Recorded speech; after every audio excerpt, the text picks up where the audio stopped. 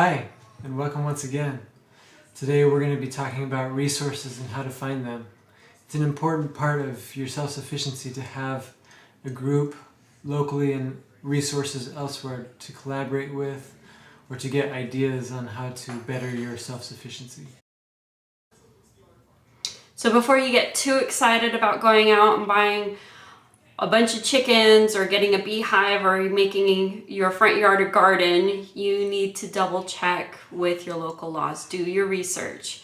Make sure that if you live in a situation where you have an HOA, make sure that there aren't any rules constricting what you can do. Make sure that in the town or the city that you're living in, that there aren't any restrictions on how much livestock you can have or the size of outbuildings. Just make sure that you do your research before.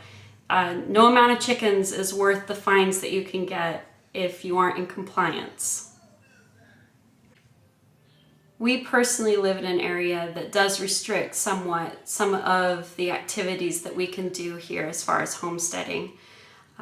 Luckily, we have been able to reach out to local members of the community who are already doing some of the tasks, some of the projects that we want to be doing, and we've been able to talk to them, and mutually we've been able to come to an agreement where we're actually blessed enough that we can use other people's properties to help fulfill our own dreams in homesteading and being more self-reliant.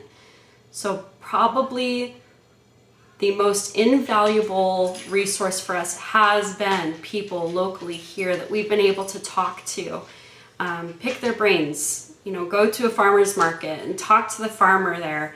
Go to a local beekeeper and ask them what they're doing and how they're doing it. More often than not, you'll find that they'll want to talk about it. To go along with talking to people who live in your own area, I would highly recommend joining a club or an association in your area where you'll have multitudes of people who are doing the exact same things you're wanting to do. We have joined our local beekeeping association, and the amount of information and the amount of tutoring we've had has been immeasurable in our journey to becoming beekeepers. So say you're in a situation where you don't have the luxury of talking to a lot of people who are interested in doing the things you want to start doing to be more self-reliant. So what do? I would personally recommend you get a library card and go to your public library. That's a fantastic resource. It's actually where we started out on gardening and beekeeping.